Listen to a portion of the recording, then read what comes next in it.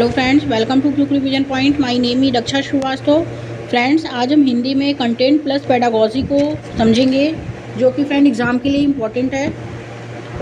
तो पहले हम लोग गद्यांश में जो है 91 से 99 तक है गद्यांश। दिए गए गद्यांश के आधार पर पूछे गए प्रश्न के उत्तर के लिए सबसे उपयुक्त विकल्प का चयन करना है। पहले गद्यांश को पढ़ते हैं कि 12 जनवरी 2013 को स्वामी विवेकानंद की 150वीं जन्म जयंती पूरे देश में मनाई गई।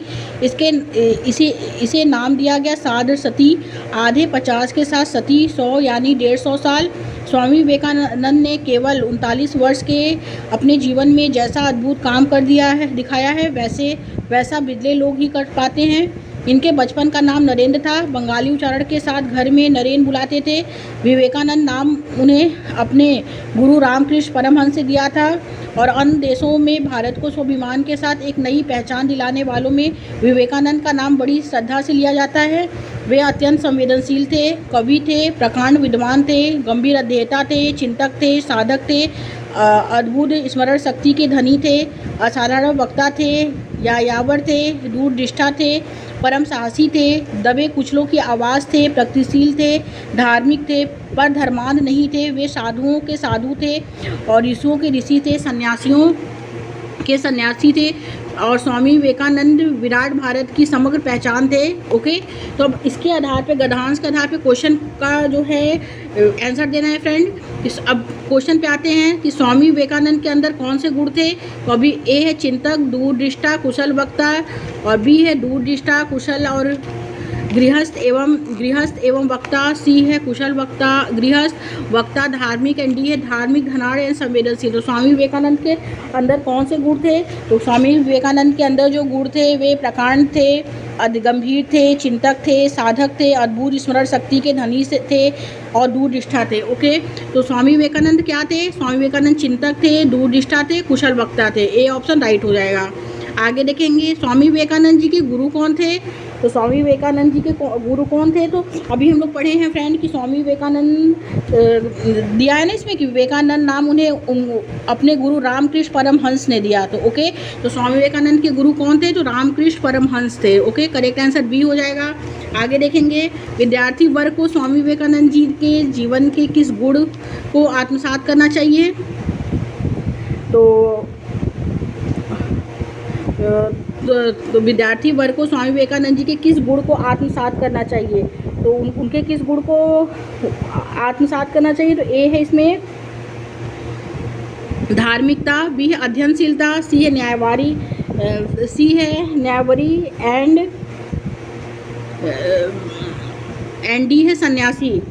तो जो विद्यार्थी वर्ग को स्वामी विवेकानंद जी के अध्ययनशीलता के गुण को क्या करना चाहिए, आत्मसात करना चाहिए, जीवन के गुण को आत्मसात करना चाहिए। ओके, आगे देखते हैं फ्रेंड। नेक्स्ट क्वेश्चन क्या है कि सार्ध सती से तात्पर्य है स्वामी विवेकानंद जी की। ए है साधना की 150 वर्ष की पूर्व की जयंती। ओके, और बी है साधना के 100 वर्ष की जयंती, एंड सी है 100 वर्ष की जन्म जयंती, एंड डी है 150वीं जन्म जयंती। तो सार्ध सती जो है तो सार्ध सती से तात्पर्य स्वामी विवेकानंद जी की जन्म 150वीं जन्म जयंती पूरे देश में मनाई जाती है। 12 जनवरी 2013 को स्वामी विवेकानंद जी की 150वीं जन्म जयंती पूरे देश में मनाई जाती गई और इसे नाम दिया गया सार्ध सती। ओके, तो राइट आंसर जो होगा फ्रेंड वो हो जाएगा डी, 150वीं जन्म जयंती। आगे देखते हैं भारत की पहचान किससे है। तो ए है स्वामी रामकृष्ण परमहंस जी से है, और बी है इसमें बी है स्वामी विवेकानंद जी से है, सी है साधु सन्यासियों से है, डी है साधकों एवं श्रमिकों से है। तो इसमें दिया है ना कि विवेकानंद नाम उन्हें अपने गुरु परमहंस ने दिया और अन्य देशों में भारत को स्वाभिमान के साथ एक नई पहचान दिलाने वालों में से विवेकानंद नाम बड़ी श्रद्धा से लिया जाता है। ओके, और तो किससे है।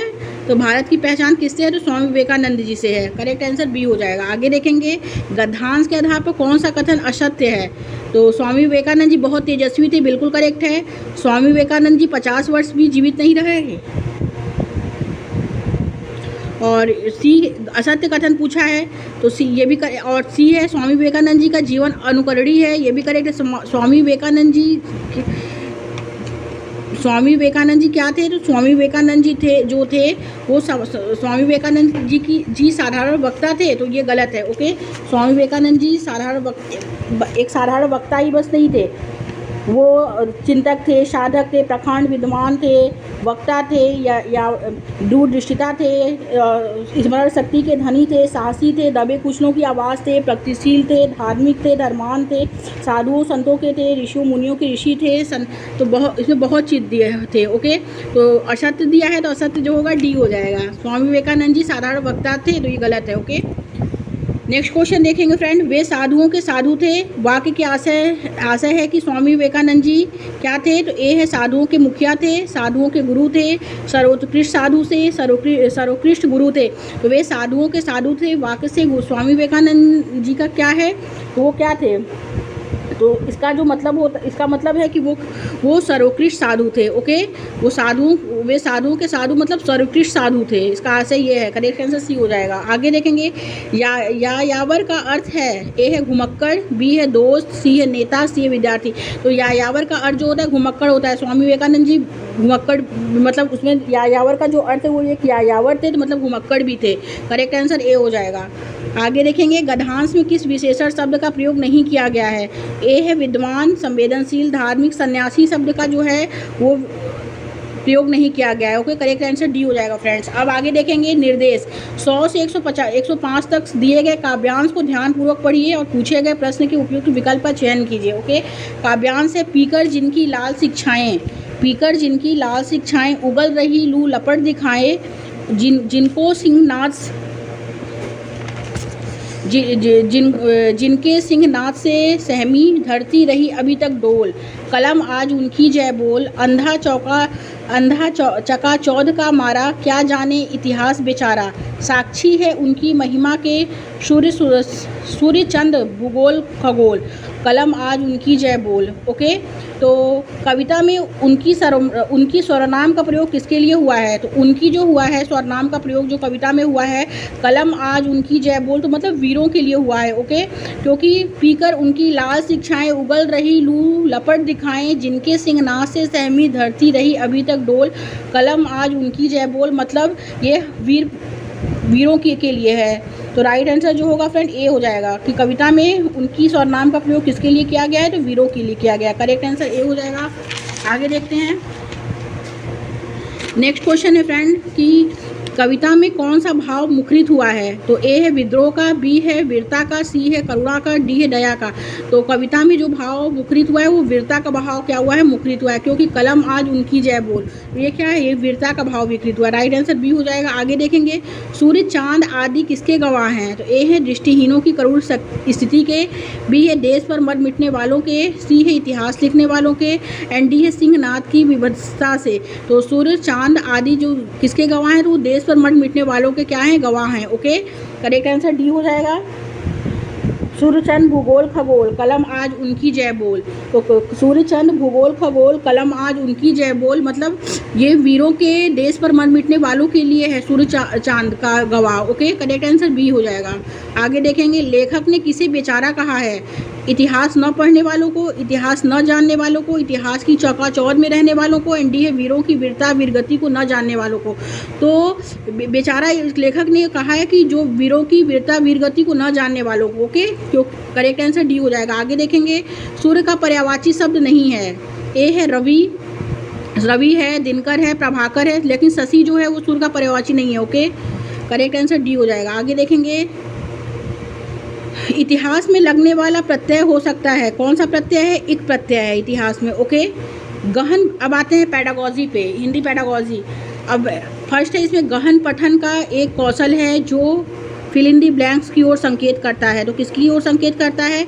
गहन पठन मतलब गहरी समझ, इसका अनुमान गहराई से है फ्रेंड, गहन पठन। तो ए है मनोरंजन के लिए पढ़ना, तो ये गलत है। संपादन के लिए पढ़ना, ये भी गलत है।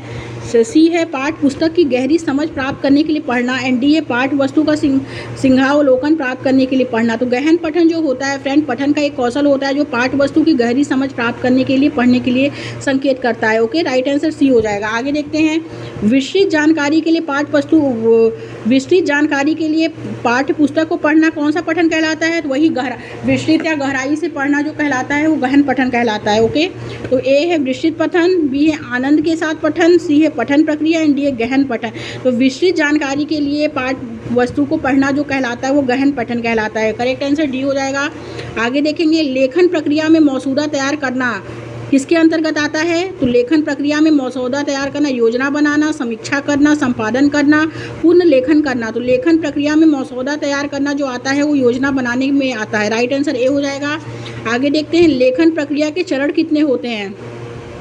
तो लेखन प्रक्रिया के चरण जो हैं, ए है प्रकाशन पर समाप्त होते हैं, बी है मानस मानचित्रण पर समाप्त होते हैं, सी है मस्तिष्क आलोड़न पर समाप्त होते हैं, डी है समीक्षा पर समाप्त होते हैं। तो लेखन प्रक्रिया के चरण प्रकाशन पर समाप्त होते हैं। राइट आंसर ए हो जाएगा।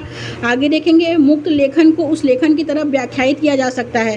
तो ए है जिसे किसी अन्य स्रोत से लिया जाता है, बी है जो कविता बन जाती है, सी है नियमों को ध्यान में रखे बिना जो भी मन में आए उसे लिख देना, एंड डी है जनरल में एक विस्तृत लेख। तो मुक्त लेखन को उस लेखन की तरफ व्याख्यायित किया जा सकता है जो नियमों को ध्यान में रखे बिना जो भी मन में आए उसे लिख देना। ओके, करेक्ट आंसर सी हो जाएगा। आगे देखेंगे, एक भाषा शिक्षिका अर्थ की समझ की बजाय वाक्यों की संरचना को याद करने पर बल देती है। वे जो है संरचनात्मक उपागम का क्या करती है? प्रयोग करती है। ओके, करेक्ट आंसर डी हो जाएगा।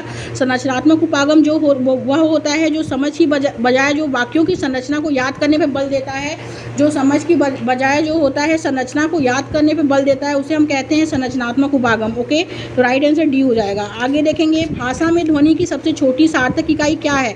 भाषा में ध्वनि की सबसे छोटी सार्थक इकाई जो है वो स्वनीम है। ओके, यानी फोनीम, इंग्लिश में फोनीम कहते हैं कि sound is the smallest, meaning is phoneme. Okay, स्वनीम है। आगे देखेंगे, एक शिक्षिका का यह विश्वास है कि मानव भाषा भी उसी तरह सीखता है जैसे वह अनुभव के माध्यम से अन्य दूसरे कौशल तथा योग्यता सीखता है। वे किस सिद्धांतकारी के विचार से सहमत है? तो एक शिक्षिका का यह विश्वास है कि मानव भी उसी तरह सीखता है जैसे वह अनुभव के माध्यम से सीखना जो है फ्रेंड वो स्किनर का थ्योरी है। ओके, तो करेक्ट आंसर सी हो जाएगा। अनुभव के माध्यम से अन्य दूसरे कौशल तथा योग्यताओं से सीखता है। तो वे किस सिद्धांतकारी ने दिया है? तो वो स्किनर ने दिया। अनुभव से सीखना स्किनर का है। अगर यहाँ भाषा के द्वारा सीखना होता है एलईडी के द्वारा तो चॉम्स्की हो जाते हैं, सामाजिक माध्यम से सीखना होता है तो वाइगोस्की हो जाते हैं। ओके, और अहम केंद्रिता के माध्यम से होता है तो पियाजे हो जाते। तो यहाँ दिया है अनुभव के माध्यम से सीखना, तो क्या है? स्किनर है। ओके, आगे देखेंगे, छोटे बच्चों से बात करते समय सरल वाक्य उच्च तान और अनुतान में बदलाव किसके उदाहरण है? तो वो बाल निर्देशित वाक्य के उदाहरण है। करेक्ट आंसर डी हो जाएगा। आगे देखते हैं फ्रेंड, नेक्स्ट क्वेश्चन क्या है? फिल इन द ब्लैंक्स सीखने की वह क्षमता है जो वाक्य ध्वनियों की पहचान को प्रभावित करता है, तो जिससे पठन में समस्या उत्पन्न होती है। तो फ्रेंड, पठन में जो समस्या उत्पन्न होती है उसे हम डिस्लेक्सिया कहते हैं। लिखने में जो समस्या उत्पन्न होती है उसे डिस्ग्राफिया कहते हैं। और गणितीय गणना में जो समस्या उत्पन्न होती है उसे डिस्कैलकुलिया कहते हैं। ओके, और जो लर्निंग डिसेबिलिटीज़ वाले बच्चे होते हैं उन्हें अफेजिया में आता है। ओके, तो यहाँ दिया है सीखने की वह क्षमता जो वाक्य ध्वनियों की पहचान को प्रभावित करती है जिससे पठन में समस्या उत्पन्न होती है, तो वो डिस्लेक्सिया है। करेक्ट आंसर सी हो जाएगा। आगे देखेंगे, कक्षा 6 का शिक्षार्थी उच्चारण में त्रुटियाँ करता है, शिक्षक उसकी मदद कैसे कर सकते हैं? अगर कक्षा 6 का शिक्षार्थी है वो उच्चारण में त्रुटियाँ करता है तो शिक्षक उसकी मदद कैसे कर सकते हैं? तो शिकायत लगाने के लिए अपने माता पिता को बुलाना। बी है जब बच्चा त्रुटि करता है तब उसे रोककर उसकी त्रुटियों को सुधारना। सी है जब बच्चा पढ़ना समाप्त करे तब शब्द का सही उच्चारण बताना, सही उच्चारण को दोहराना। तो कक्षा 6 का शिक्षार्थी जो उच्चारण में त्रुटियां करता है, शिक्षक उसकी मदद जब बच्चा पढ़ना समाप्त कर दे तब शब्द का सही उच्चारण बताना जो है वो उसमें वो मदद कर सकता है कि जब बच्चा पढ़ना समाप्त कर दे तब शब्द का सही उच्चारण उससे बताएं। तो ये क्या है? ये करेक्ट है, सी ऑप्शन इसमें राइट हो जाएगा फ्रेंड्स। आगे देखेंगे, बच्चे के भाषा सीखने के मुद्रित समृद्ध परिवेश को लाभदायक माना जाता है। ऐसे परिवेश के निर्माण का सर्वश्रेष्ठ उदाहरण क्या है? ए है बच्चों को मुद्रित पुस्तकें उपलब्ध कराना। तो मुद्रित पुस्तकें उपलब्ध कराना जो बस है वो भाषा सीखने का जो समृद्ध नहीं है माना जाएगा, लाभदायक नहीं माना जाएगा। बच्चों को जो है भाषा सीखने में मुद्रित समृद्ध परिवेश को लाभदायक बनाने के लिए जो सर्वश्रेष्ठ उदाहरण है वो है रोचक कहानियाँ, कविताएं एवं बच्चों से संबंधित जानकारी कक्षा और विद्यालय की दीवारों पर लगाना, जिससे बच्चे जो हैं उनका जो है मुद्रित समृद्ध परिवेश जो है वो लाभदायक बने और वो सर्वश्रेष्ठ उदाहरण के तौर पे उसको सीखें। ओके, तो करेक्ट आंसर जो होगा फ्रेंड वो बी हो जाएगा। आगे देखते हैं, निपुण भारत मिशन के अनुसार लक्ष्य जैसे बुनियादी साक्षरता एवं संख्या बोध के सीखने के लक्ष्य सभी राज्य द्वारा प्राप्त किए जाने चाहिए। कक्षा 1 में समझ के साथ पढ़ने के लक्ष्य इस प्रकार हैं। तो ए है इसमें प्रति मिनट 40-60 शब्दों के अर्थ के साथ पढ़ना। बी है कम से कम 3 अक्षरों से बनने वाले सरल शब्दों को पढ़ना। सी है आयु उपयुक्त अपरिचित पाठ वस्तु में कम से कम 4-5 सरल शब्दों से बनने वाले छोटे वाक्य पढ़ना। एंड डी है कम से कम 60 शब्द प्रति मिनट समझ के साथ पढ़ना। तो निपुण भारत मिशन जो है वो क्या है, वो है कि इसमें जो बच्चे होते हैं इसमें कम से कम 3 अक्षरों से बनने वाले सरल शब्दों को पढ़ना। ओके, करेक्ट आंसर जो होगा फ्रेंड वो बी हो जाएगा इसमें। आगे देखते हैं, परीक्षा के लिए किसी विषय को सीखने के लिए किस पठन तकनीक का उपयोग किया जाता है। तो जब परीक्षा के लिए किसी विषय को सीखने के लिए जिस पठन तकनीक का, विस्तृत पठन तो गहन में आ जाता है, विस्तृत पठन नहीं, स्कैनिंग, विवरणात्मक पठन एंड स्कीमिंग। तो परीक्षा के लिए विषय को पढ़ने के लिए जो पठन तकनीक का उपयोग किया जाता है उसके हम स्कैनिंग कहते हैं। ओके, राइट आंसर बी हो जाएगा। आगे देखते हैं, एंड लास्ट क्वेश्चन है, एक शिक्षिका अपने शिक्षार्थी की लेखन योग्यता में प्रगति देखना चाहती है, उसके लिए सर्वाधिक विश्वसनीय उपकरण कौन सा होगा। तो सर्वाधिक विश्वसनीय उपकरण जो होगा फ्रेंड वो होगा पोर्टफोलियो। पोर्टफोलियो के माध्यम से शिक्षिका जो है अपने शिक्षार्थियों की लेखन योग्यता जो है और उसको सुगम बना सकती है, और ये सबसे सर्वाधिक उपयोग उपकरण जो है वो माना जाता है। ओके, करेक्ट आंसर सी हो जाएगा, पोर्टफोलियो। Thank you friends.